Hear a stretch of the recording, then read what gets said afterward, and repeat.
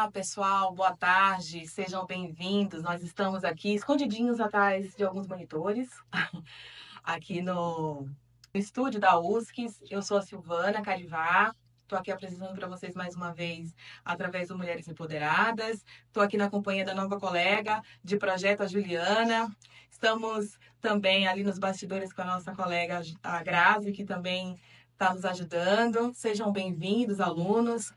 Temos hoje uma companhia e uma convidada super especial que já já nós vamos apresentar ela, então segure a ansiedade. O nosso tema de hoje é o impacto do estresse, da ansiedade na vida da mulher do século XXI, à luz da neuropsicologia, né? E é por isso que nós trouxemos uma especialista para falar sobre esse assunto.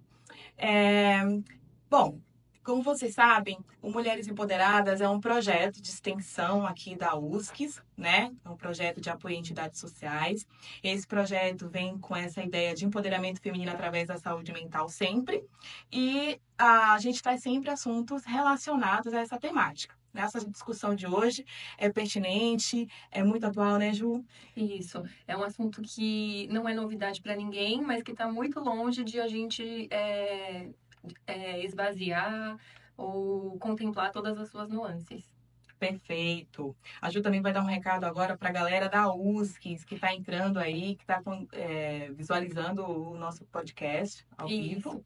O nosso recadinho é exclusivamente agora para os alunos da USC. Então, a gente quer pedir para que todos vocês que estão nos acompanhando aí na live, que vocês fiquem até o fim para preencher o Forms de presença, porque nós estamos batalhando por essas horas de ACC. Como a USC alterou a forma como essas horas são distribuídas, então agora não são todos os eventos promovidos por nós que valem a ACC, mas a gente está com o apoio da nossa coordenadora Rebeca, do professor Ricardo, e a gente ainda está com esperança de que essas horas vão ser sim validadas, então não deixem de preencher o Forms.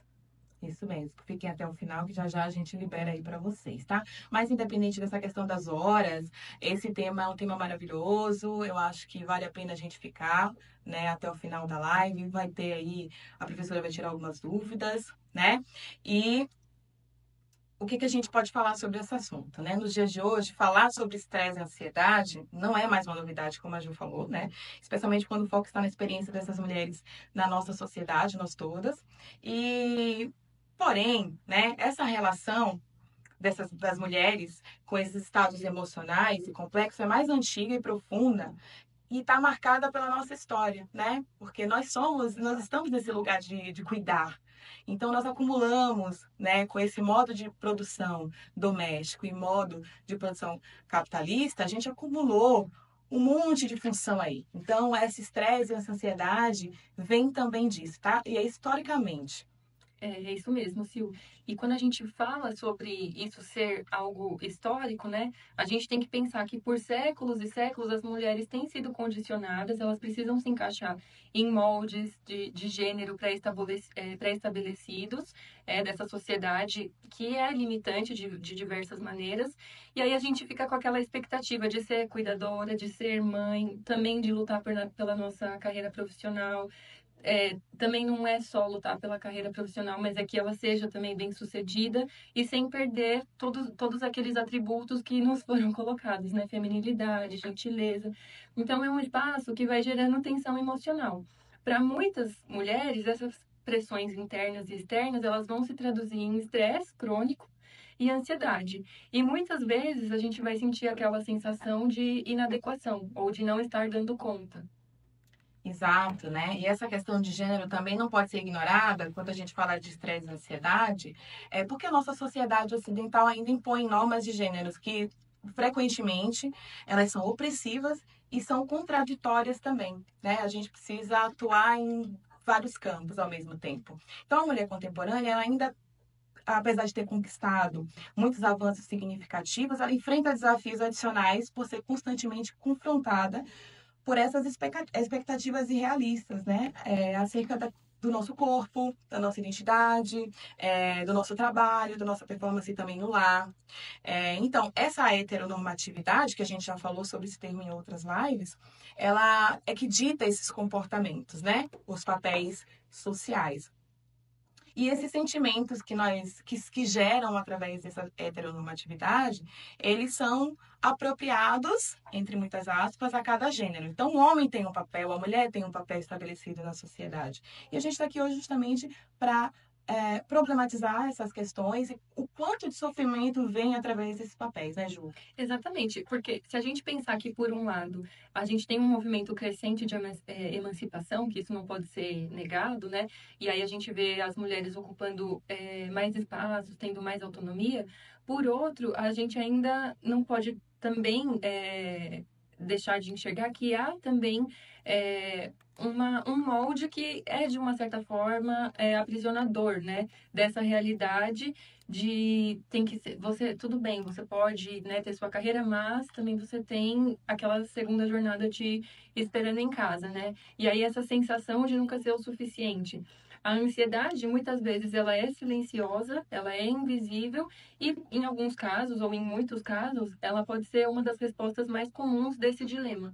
E é aí que entra a neuropsicologia, né? Que a gente já está chegando lá no nosso tema de hoje, que vai falar justamente sobre esse campo do conhecimento que vai permitir a gente compreender é, como que tudo isso acontece no cérebro da gente e isso reflete em nosso comportamento. Como esses fatores emocionais vão se manifestando fisicamente na gente. Então, nosso desafio de hoje é tentar responder como que o estresse e a ansiedade afetam o corpo e a mente da mulher, nós mulheres, e quais são as bases neurológicas dessas respostas que a gente vai aprender hoje aqui, tá? E o mais importante, como que podemos, né, a partir da prática clínica, aí já vai um recadinho para a galera da USCS, né? A galera de psicologia, fiquem atentos, que vai ter spoiler aí de neuropsicologia para vocês, principalmente as pessoas que estão dos primeiros semestres, né? Como que na prática clínica a gente pode ajudar essas mulheres a trabalharem essa autorregulação, né, das emoções e lidarem também de forma mais saudável com essas pressões sociais, né, Ju? Exatamente. Por isso que hoje a gente trouxe nossa convidada super especial. Ela é especialista em neuropsicologia, justamente para fazer essa discussão com a gente, entender como que o cérebro lida com esses desafios e as estratégias que são possíveis serem aplicadas para melhorar a saúde mental e emocional. Então, a gente tem o prazer de apresentar para vocês, prazer e alegria, a professora doutora Estela. Todas de vocês, professora Estela, a gente está muito feliz em recebê-la. É uma honra que você tenha um espacinho na sua agenda para falar com a gente. E a gente gostaria que você se apresentasse um pouquinho, falasse um pouco da sua jornada aí na neuropsicologia. Bora lá. Boa tarde, gente que tá indo online. Boa tarde, meninas. Muito obrigada pelo convite. Estou bem feliz de estar aqui, papeando sobre um assunto que eu gosto, né? E que é super atual, como vocês falaram. Vou contar um pouquinho do meu percurso, né? Até estar aqui hoje conversando com vocês sobre ansiedade e neurociência. Então, a minha formação de base é psicologia, né? Na época, eu fiz psicologia lá no Piauí, Nordeste, então vocês vão reconhecer pelo sotaque, né? Eu e Silvana vamos nos reforçar do sotaque. Fiz minha graduação no Piauí. Eu gostei muito naquela época de estudar conhecimentos biológicos, conhecimentos vou dizer, uma biopsicologia, né? É o psicobio, como a gente chama carinhosamente. E eu não reconhecia que dentro da formação, dentro da graduação, eu tinha essa suficiência de conhecimento. Daí eu decidi pular lá para o Ceará, né, ainda no Nordeste, e fiz a minha especialização em neuropsicologia. Na época eu atuava bastante com clínica infantil e adolescente, que é uma das minhas especialidades, mas eu também gostava muito de dar aula, né? Então, quando eu terminei a especialização, que eu via que meu coração batia forte mesmo para isso, aí eu decidi pular para o Sudeste, vim para São Paulo, né, para o ABC Paulista, e eu fiz o mestrado em Neurociência e Cognição. Gostei, né? Eu trabalhei durante alguns anos com percepção temporal, funções executivas.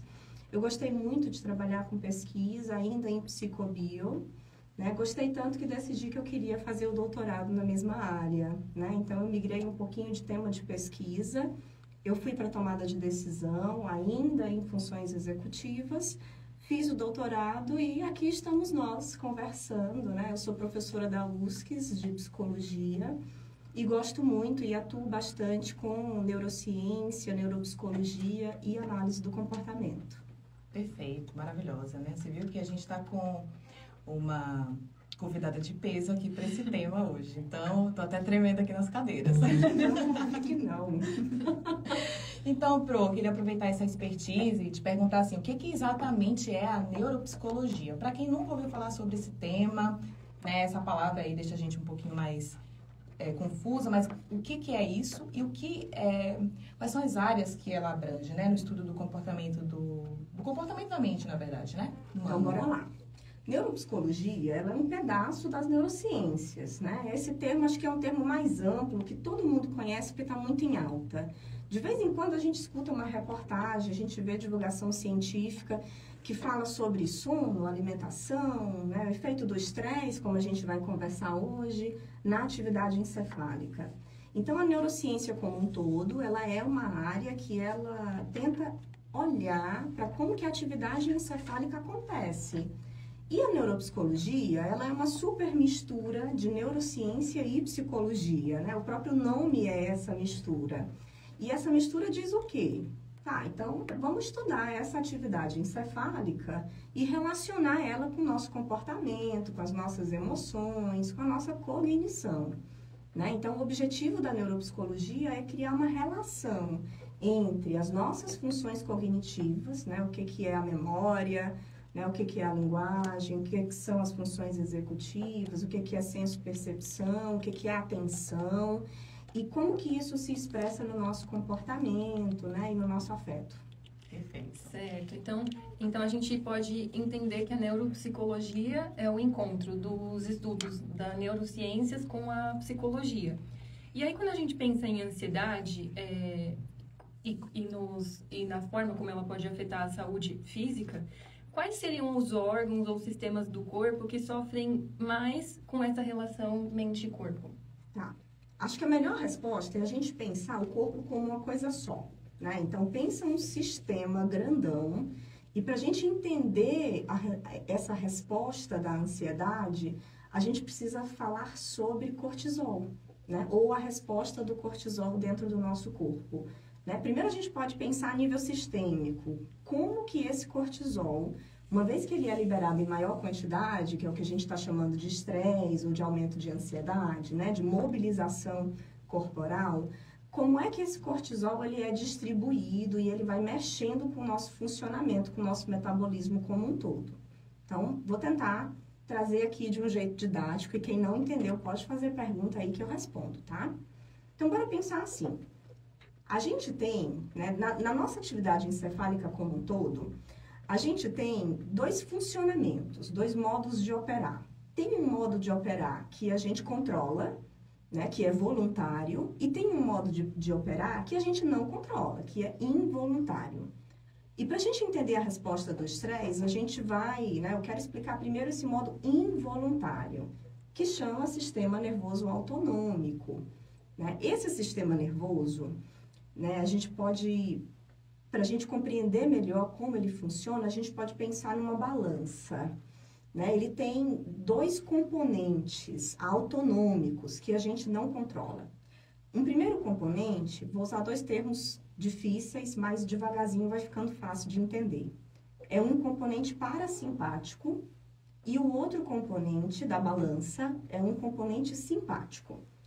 O parasimpático, vamos fazer uma analogia do para, né? É para num sentido de relaxamento, de rebaixamento metabólico. Vou explicar que nem sempre vai ser um rebaixamento. Mas vamos entender que ele é parasimpático num sentido, primeiro, a gente não controla ele ligar ou desligar, e ele vai acontecer para permitir que a gente se mantenha, por muito tempo vivendo. Ele é um sistema que faz a gente funcionar a longo prazo. Como a respiração, por exemplo, os batimentos cardíacos? Sim, os dois vão ter isso, só que eles atuam de forma diferente. O simpático, então o parasimpático, ele está num contexto de relaxamento corporal, ou seja, Ele é mais ativado quando a gente não tem tanta demanda para responder no mundo, certo? Enquanto que o sistema simpático, ele é o avesso. Ele vai ser mais ativado quanto maior é a demanda cognitiva que a gente tem a realizar no mundo. Então tá, né? Então vamos pensar um contexto de a gente chega em casa do trabalho e a gente vai descansar. Essa sensação de relaxamento que a gente sente, ela tem relação com essa ativação parasimpática. Aquele cansaço que a gente sente depois de comer, né? Depois do almoço, depois da janta, aquela leseira que a gente sente, significa a ativação parasimpática. Por quê? Porque ela vai controlar todas essas respostas que a gente involuntariamente está dando conta, que é a nossa respiração, que é o batimento cardíaco, que é a atividade gastrointestinal, né? Desde a ingestão de alimento até a excreção. Então, isso o parasimpático gosta de tomar conta. Então, quando eu falo que ele segura a gente por muito tempo, eu estou dizendo que é ele que, quando é ativado, vai fazer a gente ter uma respiração mais controlada, mais pausada, né? Que faz a gente ter um batimento cardíaco, que seria o ideal de manutenção na vida, que vai fazer com que a gente tenha uma resposta gastrointestinal de funcionamento, desde sentir a vontade de comer, né? Sentir a privação alimentar, a privação de líquido, sentir a saciedade. Isso, o parasimpático está super funcionando. E ele também controla a resposta imune, né? Então, o sistema imunológico da gente, ele é organizado, ele é gerido por este pedaço da balança. O simpático, o outro lado da balança, ele vai ser ativado quando a gente entra no contexto de estresse. E é por isso que eu estou conversando aqui com vocês sobre esses dois termos. Então, na hora que a gente entra num contexto de demanda, né, que a gente ativa aquele modo execução, a gente vai ativar maior funcionamento simpático, né? Então, tem um prazo para cumprir, de um trabalho para eu entregar, né? Uma demanda, um relatório no meu trabalho, uma prova na universidade. Então, essa percepção de que o tempo está esgotando, liga um pouco mais essa ativação simpática. E aí, quando ela liga, ela vai mobilizar cortisol. Por isso que a gente tem que falar na resposta de cortisol. Então, esse sistema simpático, recebendo a informação de, putz, está chegando a hora, ó, vamos lá, tem que responder, vamos lá. Ele liga o simpático lança cortisol no nosso corpo em maior quantidade do que o que estava sendo liberado, né? E aí, esta maior quantidade vai gerar uma cascata metabólica. E aí, essa cascata metabólica, a depender do quanto de cortisol é liberado, ela vai fazer o quê? Né? Vamos pensar as respostas de um episódio de ansiedade. Ela vai aumentar o batimento cardíaco, né? Então, a gente tem mais chance de ter taquicardia. Ela vai gerar hiperventilação, então a gente começa a respiração curta e ofegante, né? A famosa respiração de cachorrinho. Isso vai aumentar a pressão arterial. Quando aumenta a pressão, né? A gente tem... Por que a gente tem que fazer isso? Porque o sangue tem que sair das extremidades do corpo e ele tem que chegar nos músculos esqueléticos, né? Que são músculos de controle voluntário. Porque o nosso corpo, ele não sabe reconhecer muito bem a diferença entre uma ansiedade que a gente tem que lutar, que a gente tem que fugir, e a ansiedade de estudar para a prova, de fazer o trabalho porque eu tenho que entregar hoje ou amanhã. Então, a resposta do cortisol no nosso corpo é aquela famosa resposta de luta ou fuga, né? Então, eu aumento o batimento cardíaco, eu aumento, né, a respiração para que a pressão arterial puxe, jogue o sangue para a musculatura esquelética, especialmente braços ou pernas, e aí a gente possa responder ao mundo, que seria o antigo lutar, né, ou correr. E nessa resposta, né, quando a gente aumenta toda essa mobilização, a gente começa a sentir, por exemplo, as mãos e pés gelados, né? Então, o sangue sai das extremidades, ele vai para a musculatura. A gente tem mais chance de sentir mãos e pés gelados, que é chamado de extremidades gélidas, né? Uma resposta característica da ansiedade. A gente também, pelo aumento metabólico, veja, o sangue está correndo, né? Então, o batimento está maior, então o sangue está correndo mais. A gente está hiperventilando para quê? Para botar mais oxigênio nesse sangue, porque sabe lá Deus o que tem que fazer, né? Tem que correr ou tem que fugir. Tem que lutar ou tem que fugir. Então, isso vai fazendo com que esse aumento metabólico gere a sudorese, né? A gente tem mais chance de ter, então, aquele suor nas mãos, o suor no rosto. É um suor que não é explicado por uma atividade física, né? Ele é um suor do repouso, vamos dizer assim, né? Que não é bem repouso. E aí, além de tudo isso, veja, eu estou falando de aumento de tensão muscular, né? Então, se eu estou tensionando musculatura esquelética, né? Essa musculatura aqui do nosso maxilar é essa musculatura que faz a gente comer. Então, tem muita gente que tem, por exemplo, disfunção de ATM, né? Que é esse enrijecimento dessa musculatura. É um dos músculos mais fortes que a gente tem, é esse de comer. Né? Então, tem pessoas que enrijecem bastante, quanto maior é a resposta do estresse, né? Enrijecem bastante essa região de mandíbula. Tem muita gente que tem tensão muscular, que sente bastante dor cervical, dor lombar, né? Tem muita gente que sente dor, por exemplo, nas coxas, grandes músculos. Então, um dos efeitos deletérios, né, desse contexto do aumento metabólico é a gente ter uma tensão muscular exacerbada e que não deveria estar lá, né? Ela não é esperada, porque, enfim, eu tenho que ficar sentado estudando para a prova, né? Eu tenho que ficar sentado fazendo um relatório no trabalho. Eu tenho que cumprir um prazo, eu tenho que fazer uma série de demandas que não necessariamente envolve essa resposta muscular tão intensa. Isso porque eu nem cheguei na atividade gastrointestinal. Veja que eu estou falando de aumento metabólico, né? Eu estou falando de pressão, eu estou falando de circulação sanguínea, eu estou falando de musculatura, mas a gente também tem um efeito muito importante, isso tudo em atividade simpática, tá? Um efeito muito importante que é a atividade gastrointestinal.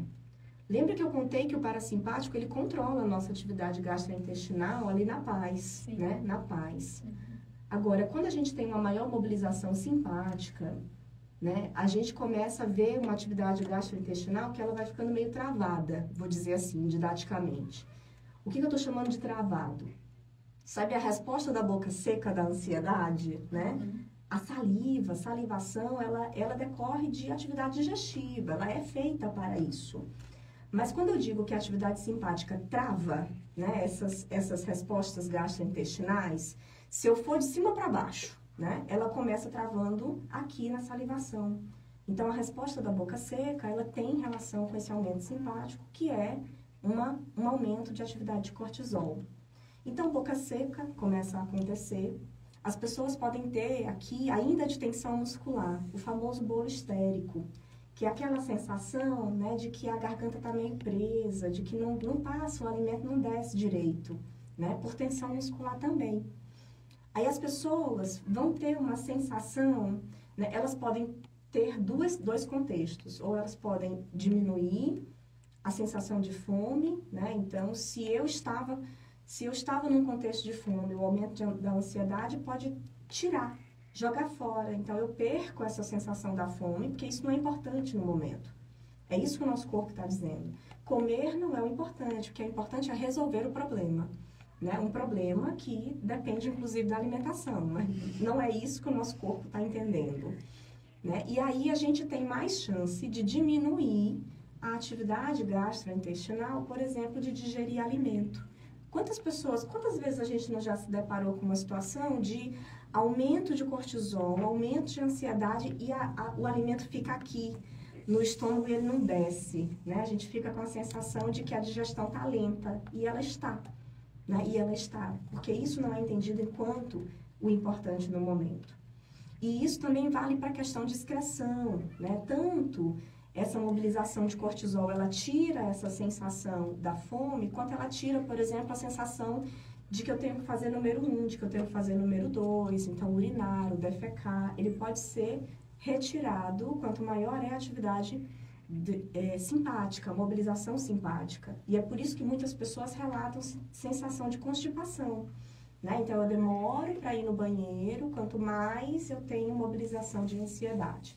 Ou eu disse que também pode ser o avesso, né? Isso que eu ia te falar. Tem Pode gente ser também o que avesso, desanda exato. tudo, né? Tem gente que aumenta a resposta de fome, né?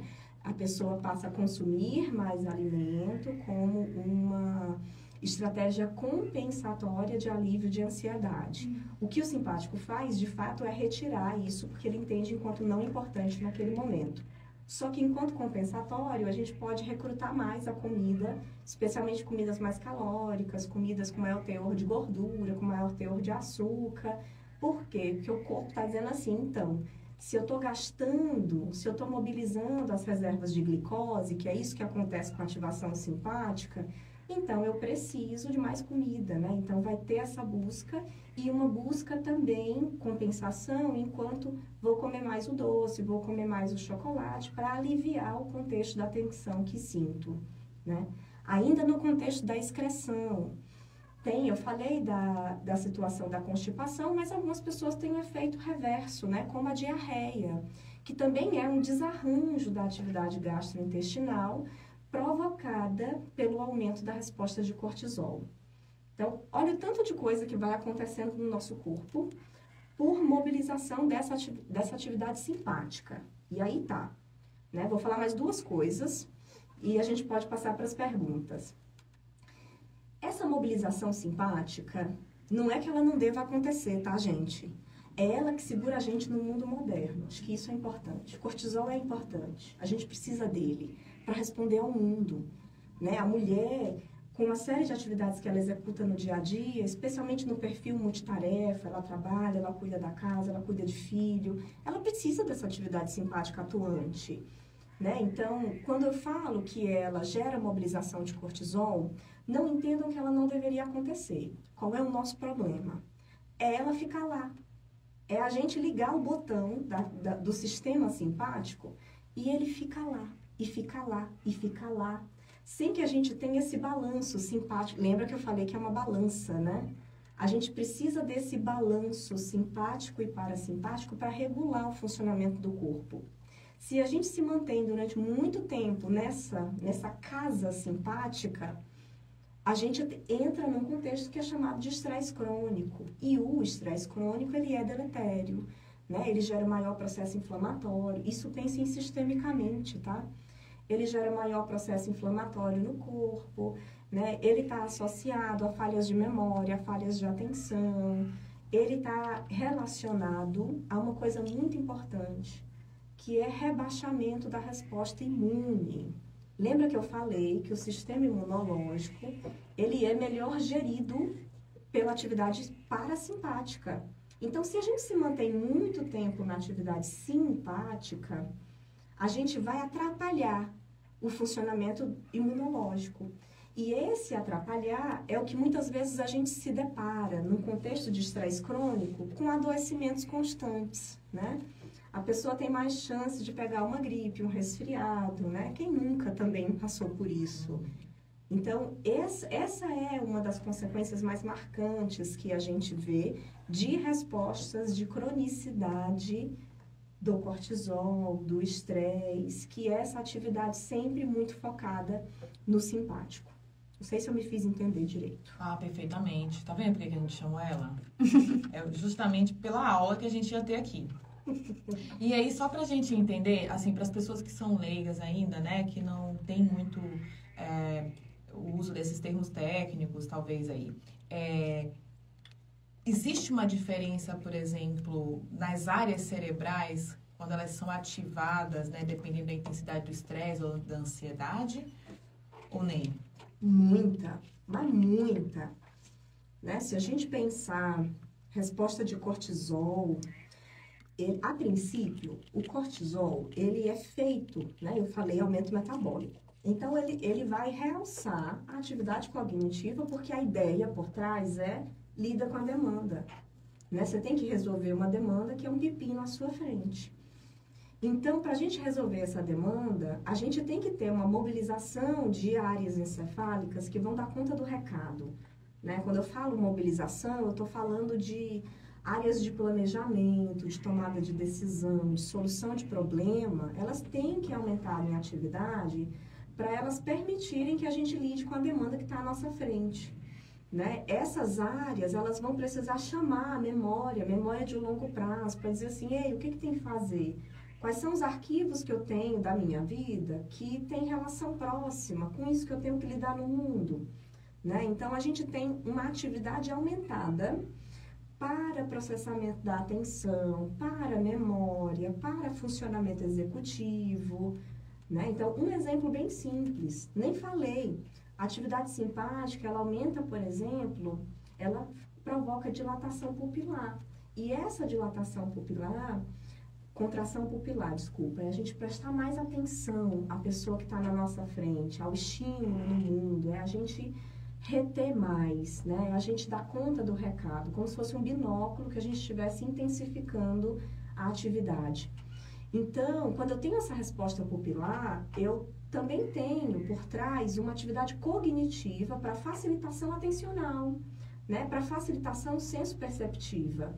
Porque se eu tenho algo para lidar no mundo, eu preciso aumentar o funcionamento dos nossos sensores, né? Os nossos órgãos dos sentidos, eles precisam captar mais rápido ou de forma mais precisa estas informações. Então, a gente tem uma série de coisas no corpo, botões que se ligam no corpo. Estes botões ligados aumentam a responsividade da gente. Cognitivamente, a gente deve, né, deveria, recrutar mais atenção. Essa atenção aumentada faria a gente pegar melhor os estímulos do mundo, né, facilitando a senso-percepção. Facilitando, vem a questão do planejamento. E agora, o que eu faço com isso que eu tenho nas minhas mãos? Como é que eu lido, como é que eu resolvo este problema que gerou a mobilização do cortisol, né? E é aí onde ele acessa a memória e diz assim, opa, isso aqui é crônico. No estresse crônico, né? Ou num episódio único, não preciso nem falar longitudinalmente. Em episódios, né, quando a gente pensa o cortisol, a gente pensa sempre numa curva em U, invertido. Ou seja, a gente vai liberando, liberando, liberando. Chega num dado momento que a gente está no ponto ótimo do cortisol, para isso tudo que eu falei agora acontecer. Atenção, senso-percepção, memória, resolutividade. Agora, se eu continuo liberando mais cortisol, né, quando ele entra no excesso, a gente vai descendo esse desempenho, essa performance cognitiva. E isso não é bom, né? É essa curva em U invertida. Porque se eu libero cortisol demais, é como se ele gerasse uma toxicidade na atividade encefálica. Por exemplo, ele pode bloquear áreas de memória que diriam pra gente as referências passadas que vão ajudar a gente a resolver o que tem que resolver. Tipo a resposta da prova, quando a Sim, gente não lembra mais. Tipo branco na prova, exato. Então, lá no branco da prova, um super aumento de ansiedade, veja, pode ser episódico, não precisa ser crônico. Um super aumento de ansiedade que implica num aumento de cortisol, que passa desse ponto ótimo da curva. Ele concentra demais dentro de áreas de memória, como, por exemplo, hipocampo. A região hipocampal, ela é sensível a cortisol. Ela é beneficiada, né? Pensa na curva em U invertida.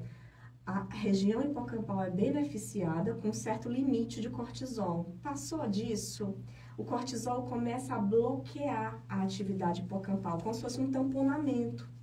E aí ele vai inibir formação hipocampal, ou seja, a gente não consegue lembrar. Você sabe que estudou, você tem aquela sensação da ponta da língua, mas não vem, você não evoca a memória que foi guardada, mesmo que você tenha consolidado ela, mesmo que você tenha assimilado, armazenado essa informação. Então, esse é um exemplo de um aumento de cortisol que ele começa a atrapalhar, né? Ele começa a atrapalhar acesso de memória, ele pode atrapalhar estas regiões de planejamento, de tomada de decisão e de solução de problema, gerando aquela sensação da confusão mental no estresse intenso, né? Num episódio intenso. E as pessoas, tem muita gente que diz assim, não, resolve aí que eu não consigo lidar com isso agora, eu não estou conseguindo raciocinar. Né? É essa dificuldade da atenção e da tomada de decisão provocada por excesso dessa resposta de cortisol, né? Do aumento do estresse. Então, sim.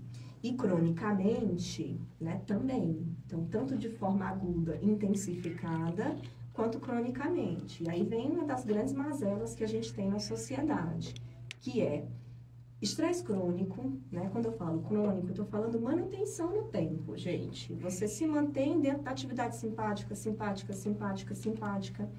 que vai desregular o sono. O ritmo circadiano também é controlado por esse balancete, né? Simpático e parasimpático. Você desregula o sono, desregula a atividade gastrointestinal, que desregula a alimentação, né? Que desregula o processamento atencional, que desregula a memória. Então, você vai como um efeito dominó. E nesse efeito dominó, né, a gente tem, eu vou chamar didaticamente, a gente tem algumas vitaminas no nosso encéfalo, que são chamadas fatores neurotróficos, tecnicamente, né? São vitaminas, pensem assim. Desculpa só interromper. Para quem não sabe o que é o encéfalo, é tudo isso que está aqui por dentro, né?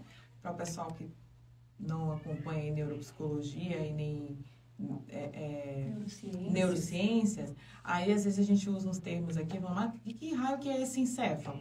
Então, só para vocês se ligarem aí e acompanharem. É o que está contido dentro da cabeça, dentro da caixa craniana, exatamente, boa.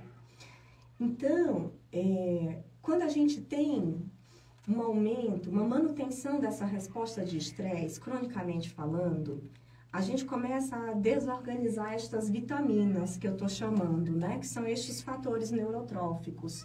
E estes fatores neurotróficos, eles são muito importantes para a manutenção das áreas encefálicas, especialmente as de memória, né? Então, o que eu estou dizendo? Que a longo prazo, o estresse crônico, ele também, não só num contexto episódico, mas ele vai no basal, dificultando a evocação e o armazenamento, por exemplo, de memórias. Né? Vou usar um nome técnico, mas eu explico. Né? Tem um fator neurotrófico importante que tem na literatura, que é o BDNF. E esse fator neurotrófico, ele está reduzido, né? O que os estudos mostram é que ele está reduzido em quadros, como quadros de ansiedade, quadros de depressão, né? Quadros psiquiátricos de ansiedade e depressão. E é por isso, né, este é um dos argumentos que explicam por que as pessoas dentro dessas condições clínicas, elas têm uma dificuldade de acesso de memória, ou seja, a evocação, lembrar das coisas. E elas também têm uma dificuldade no armazenamento, na consolidação destas informações. Né? Então, estas vitaminas, elas também são geridas por essa manutenção de longo prazo, que é melhor controlada pelo sistema parasimpático.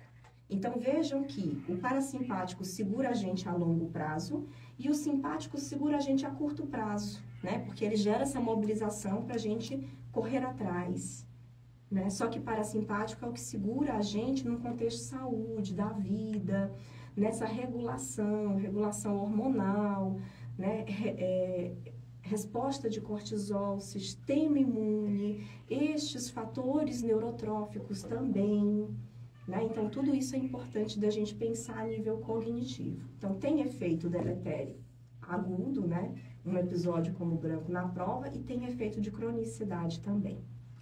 Acaba virando um ciclo vicioso, né? Porque tudo aquilo que foi desencadeado acaba alimentando mais motivo para estresse e ansiedade, né? Como se fosse um ciclo onde que cada passo vai potencializando o próximo, né? Sim. E aí, quando a gente pensa nesse grupo que a gente está querendo conversar hoje, que é o grupo das mulheres, eu acho, não sei, né? Aí a professora vai dizer se sim ou se não. Mas me parece que o grupo mulheres tem uma propensão maior a sofrer de ansiedade quando a gente fala de pesquisas comparada com homens. E aí a gente vai ter outros fatores que interagem, né? Hormonais, químico-culturais. Aí eu gostaria de saber, é verdade que esses fatores podem potencializar esses efeitos de ansiedade para a mulher e como que seria, como que funcionaria? Sim, é verdade, né? Mas a gente vai falar especialmente de fatores de cultura, né? A gente tem, sim, uma diferença, especialmente porque a mulher passa por uma variação no ciclo, né, menstrual dela. Então, essa variação, ela afeta aspecto emocional, ela afeta aspecto afetivo. Então, isso vai gerar uma mudança cognitiva. Mas a gente está falando muito mais sobre aspecto de cultura.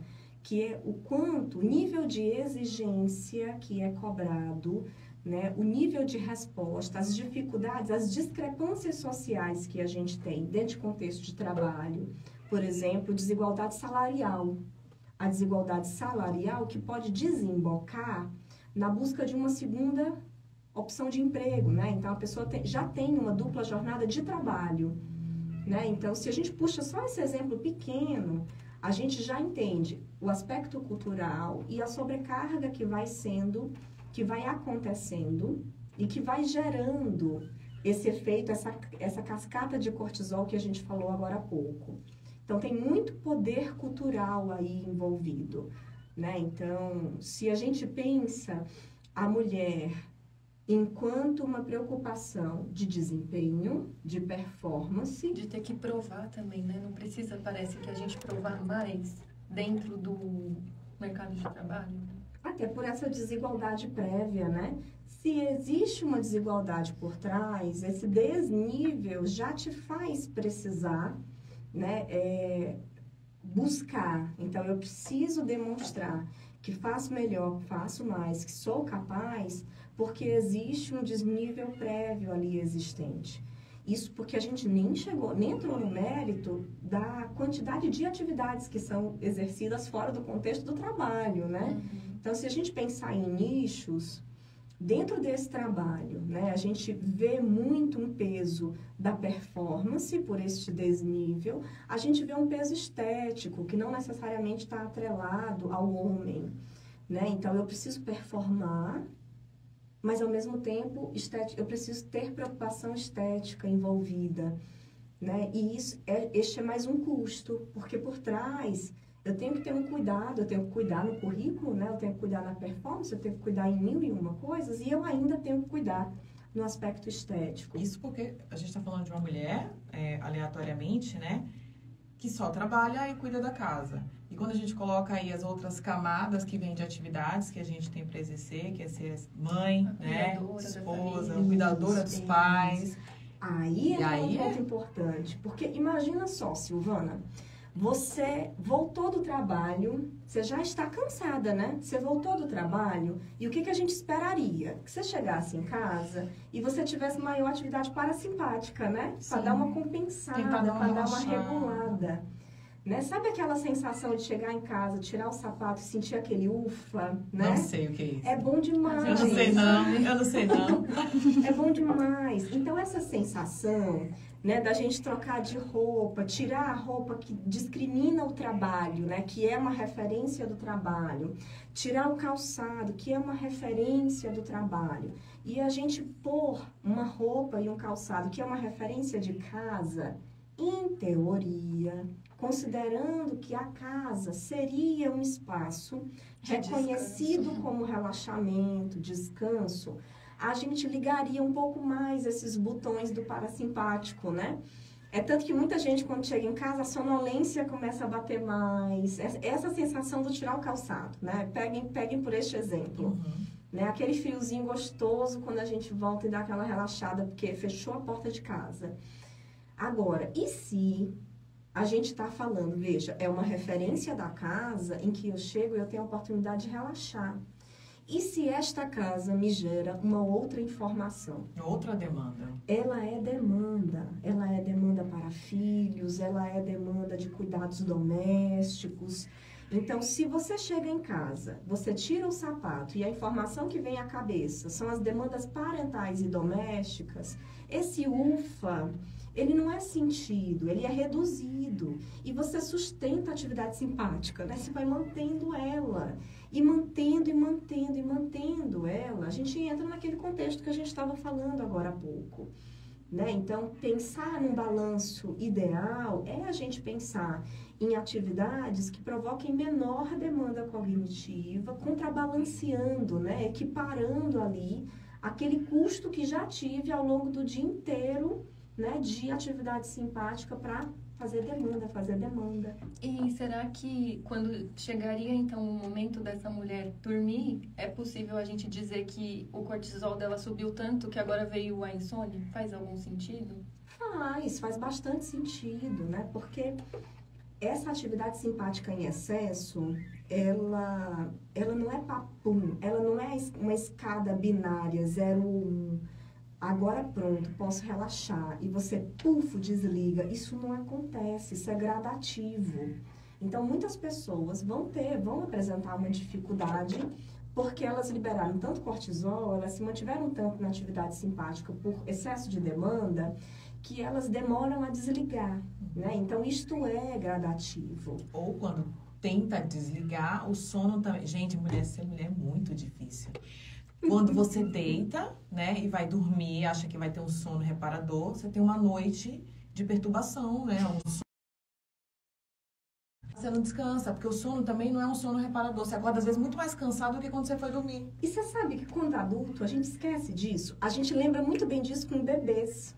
Né? A gente sabe dizer que um bebê, quando foi super excitado ao longo do dia, né? Foi com atividade, um aniversário, a gente sabe dizer que ele pode ter um período de agitação, né? E que, hoje vai ser um dia que vai demorar para dormir, não é? Sim. Mas com adulto a gente não pensa isso. E a gente também tem esse mesmo esquema. Isso não muda, né? Tem uma questão, claro, desenvolvimental atrelada, mas a gente deixa de considerar que o adulto também pode passar por essa característica de o excesso de demanda do dia gerar uma sobrecarga que atrapalha a arquitetura do sono. E se você atrapalha isso, você pode ter você pode demorar para dormir, você pode ter mais despertar noturno, você pode acordar mais cedo. Seu ciclo de sono também não é um ciclo que vai fazer uma coisa completa, né? Sim, a gente precisa de tempo mesmo, de relógio, para a gente desligando devagar esses botões. Se a gente não respeita esse tempo, o que é muitas vezes verdade, né, num contexto de tarefas domésticas e parentais, quando chega em casa, aí a gente vai ter um grande problema, né, considerando o sono e todo o contexto por trás, que é a privação de sono também atrapalha esse circuito que a gente estava conversando. Sim. E aí a gente quer falar um pouquinho sobre essa prática da neuropsicologia, né? Quando a gente pensa sobre todas essas problemáticas do estresse, da ansiedade, como que você consegue auxiliar essa mulher a lidar com esse estresse, com essa ansiedade, por exemplo, dentro desse campo da neuropsicologia, e quais são as estratégias, né, técnicas? A gente quer falar assim de uma coisa o mais mastigado possível, se for possível. Assim, falar formas de instrumentalizar, né? Que a gente possa, de alguma maneira, ajudar essa mulher no processo de autorregulação emocional. Eu vou repetir uma coisa que todo profissional fala. Estilo de vida é um treco muito importante para a nossa saúde. Então, sempre que a gente fala em estilo de vida, a gente fala sobre alimentação, sobre prática de atividade física e sobre o sono, especialmente, né? Então, o início, a gente precisa arrumar a casa, vamos dizer assim, né? A primeira estratégia é a gente ter uma gestão de rotina que permita que essa alimentação seja equilibrada, né? Que permita que esse sono aconteça no mínimo de tempo que a gente vai dizer que é a média esperada para o adulto, para ele ter o sono reparador, para ele conseguir executar as demandas do dia seguinte.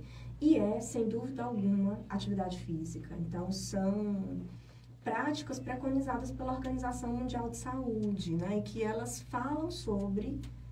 explicam sobre como que a gente pode ter uma melhor qualidade de vida e longevidade, né? É algo que a gente busca. Todos nós queremos longevidade e uma longevidade com qualidade, né? Então, sem dúvida nenhuma, a gente começaria falando destes estilos de vida.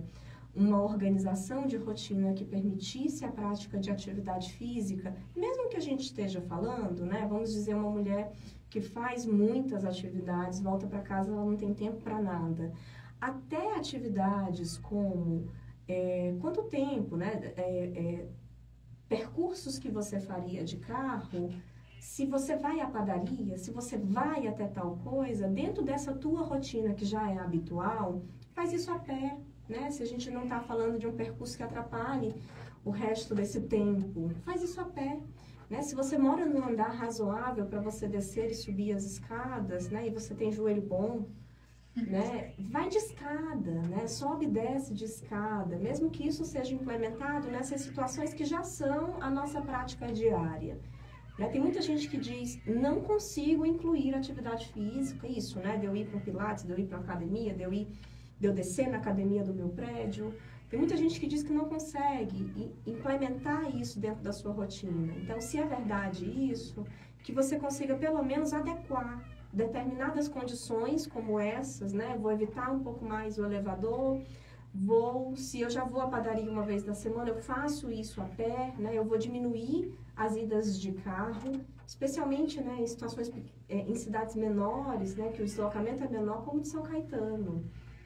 Então, esse estilo de vida faz diferença, né? Pensar atividade gastrointestinal e uma alimentação balanceada faz diferença.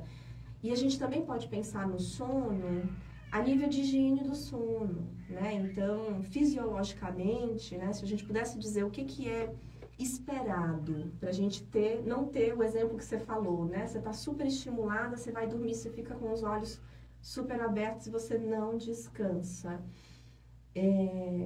Pensando em contexto de higiene do sono, a gente precisa, 2 horas antes do nosso horário habitual de dormir, começar a enfraquecer as luzes, deixar a casa um pouco mais na penumbra, diminuir a estimulação de tela, né? Os nossos celulares, até a nossa TV, eles têm uma função que é de redução da luz azul, né? Que é a função night light. Então, ativar, né? Eu boto lá, sei lá, no celular a gente pode estabelecer a hora que a gente quer que essa função aconteça.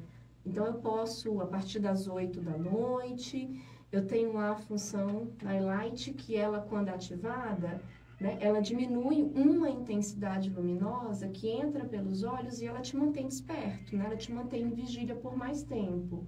E ela atrapalha essa cascata metabólica do sono, né, que vai envolver desde produção de melatonina, né, os desligares dos botões, até o sistema imune entra nesta história. Então, a gente ter algumas dessas práticas, elas ajudam a gente a diminuir estes efeitos deletérios que o estresse crônico, que esse conjunto de atividades que a gente faz no dia a dia, né, faz fisiologicamente com o nosso corpo. Então, nesse primeiro momento, a prática clínica ela vai ser permeada aí pela aquela regulação de ações que a gente mesmo pode fazer dentro de casa, como essa higiene do sono, como a questão da atividade física. Eu estou pensando aqui nessa mulher que não tem, por exemplo, condições, estou falando de pessoas que está na base, vamos dizer assim, né, da nossa sociedade, são pessoas que têm uma condição financeira mais difícil, em como a gente consegue, dentro do contexto de vida dela, oferecer essa oportunidade de autorregulação emocional de maneira, vamos dizer, barata, né, vamos dizer, acessível. Então, a atividade física, que pode ser uma caminhada ali no parque próximo da sua casa, no bairro você tem onde você mora. desce com esse pet regularmente. Sim. E essa questão o mindfulness também, ele é indicado pela neuropsicologia, né? Essa prática de aqui e agora, meditação. Sim, né? O mindfulness, ele tem sido estudado pelas neurociências, especialmente nos últimos 20 anos. Tem saído muito estudo bacana. E esses estudos, eles falam muito sobre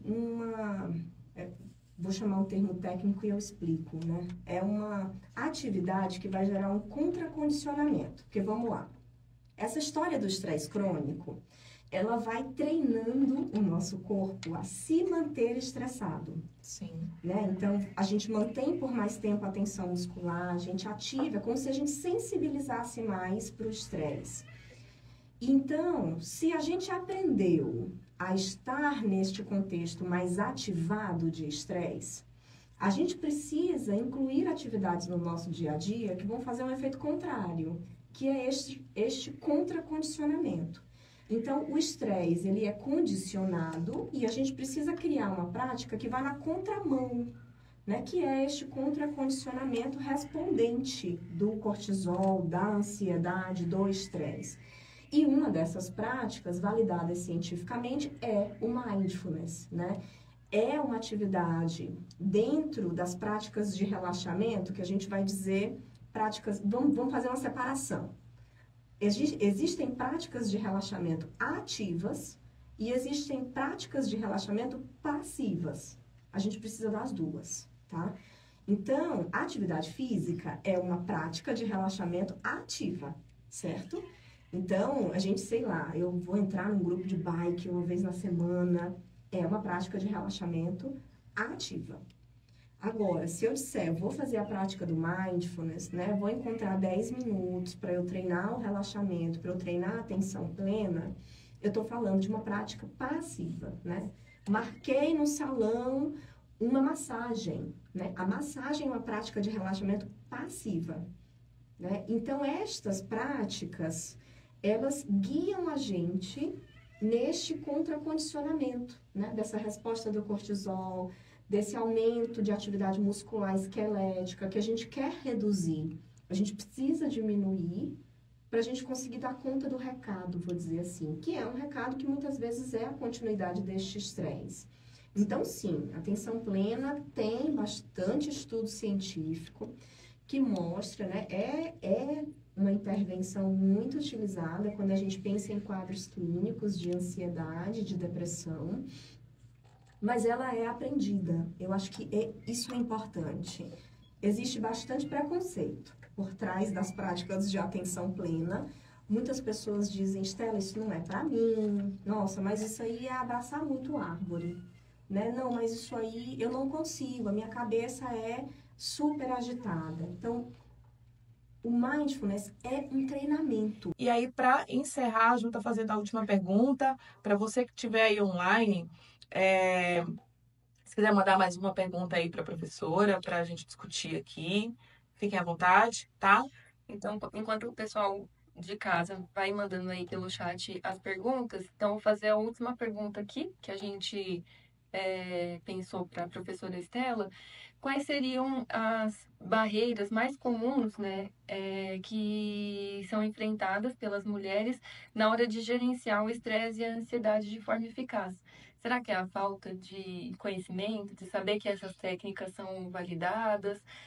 Ou será que a gente está falando, por exemplo, algum tipo de preconceito, como a professora colocou? O que, na sua experiência, você observa e se existe alguma forma da gente superar essas barreiras? Nossa, me veio muita coisa à mente. E a gente pode começar pensando na falta de tempo, né? A falta de tempo é uma grande barreira. Então, se a gente tem muita demanda sendo feita no dia, como que a gente já... Olha, desde que eu comecei falando de gestão de rotina, né? Então, a gestão de rotina é a primeira coisa para a gente tentar quebrar esse efeito dominó. Então, eu acredito que um dos primeiros grandes problemas que a gente vai conversar vai ser tempo. A falta de tempo para que você tenha autocuidado, né? Recentemente, eu ouvi de uma grande amiga terapeuta infantil, ela estava colocando a filha dela para dormir, uma filha de 9 anos.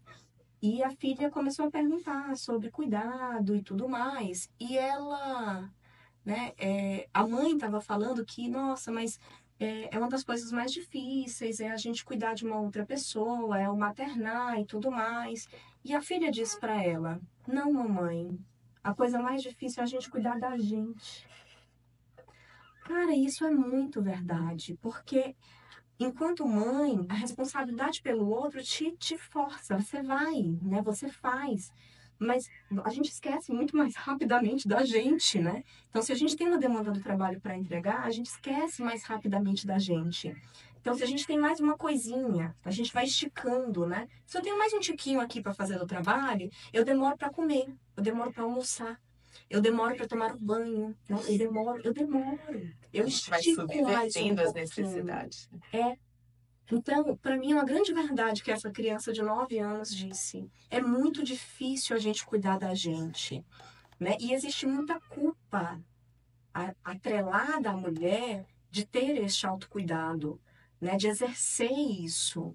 Então, para eu exercer isso, percebam que eu comecei falando do tempo. Então, se eu tenho uma jornada tripla, para eu ter o autocuidado, eu vou ter que deixar o meu filho com alguém, não vou? Né? Então, isso esbarra num outro problema que é a divisão de tarefas dentro de casa, né? Então, a gente está falando de rede de apoio.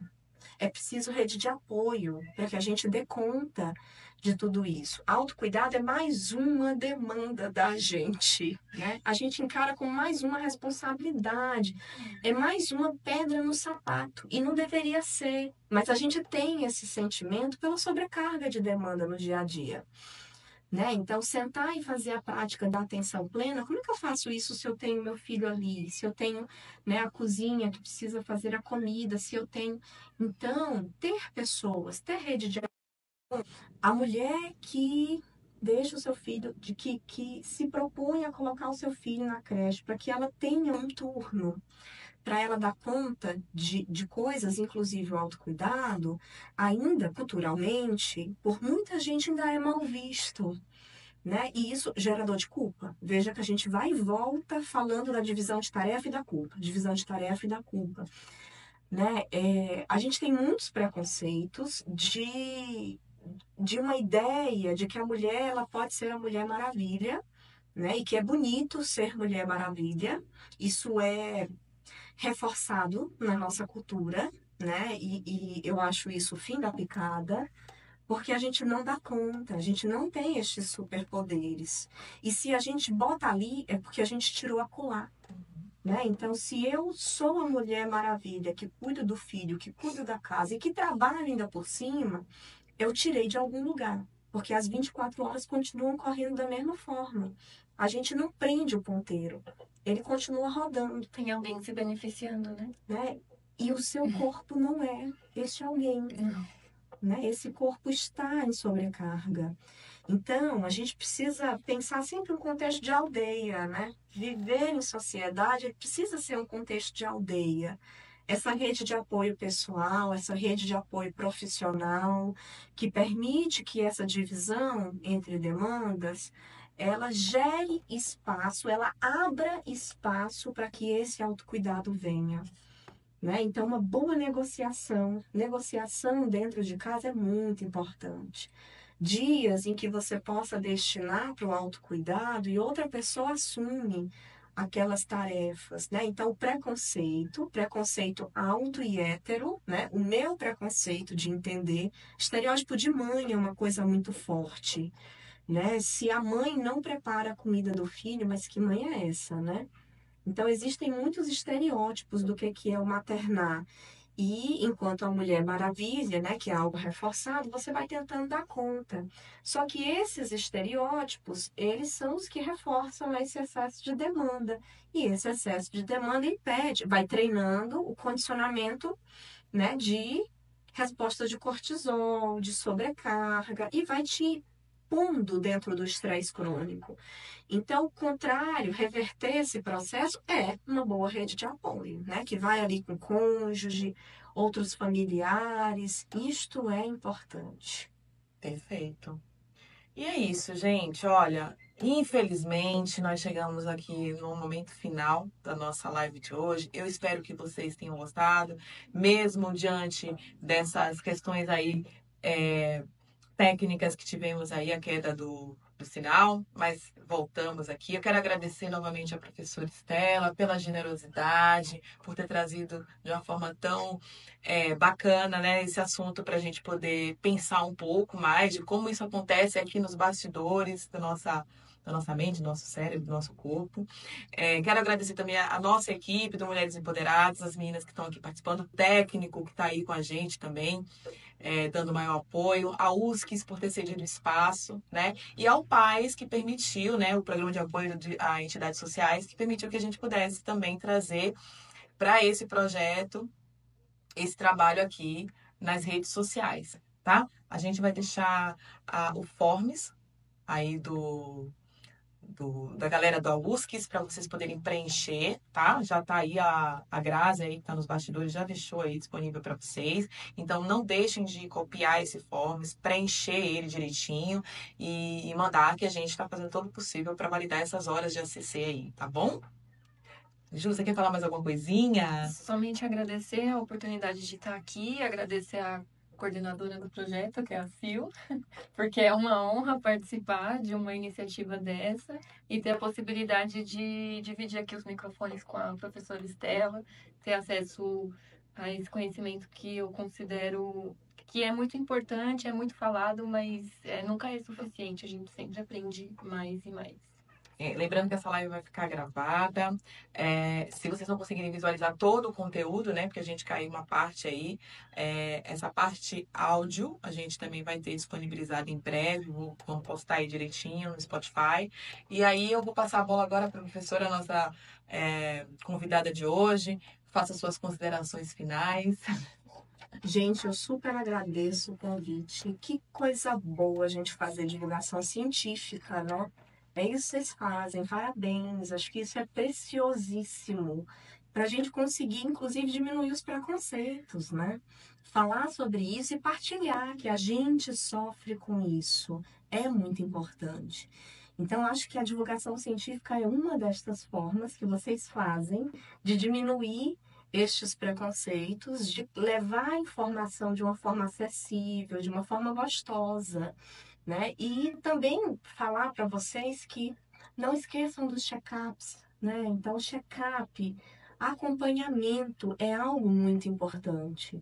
Às vezes a gente normaliza o estresse e as respostas que o estresse vai dando na gente, e até essa falta de tempo impede a gente de ir, né? De procurar estes acompanhamentos. Então, não deixem para trás, né? Além do uma parte do nosso autocuidado é a gente ter um acompanhamento bacana, por exemplo, endócrino, que estuda, que investiga isso. É a gente ver, por exemplo, especialistas de sono que estudam e intervêm com isso.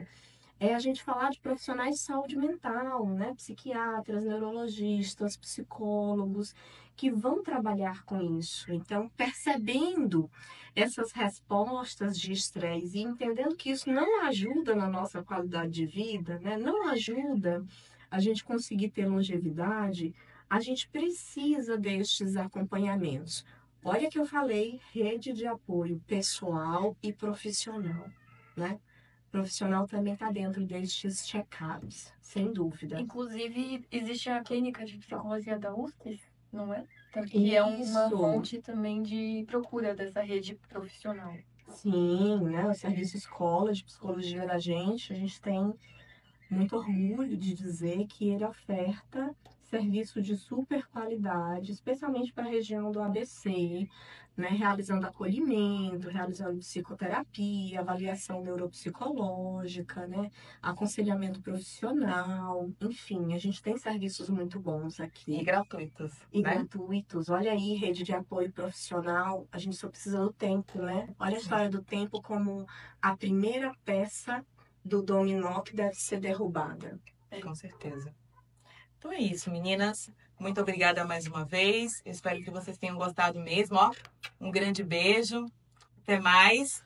Tchau, tchau, gente. Tchau. Até a próxima.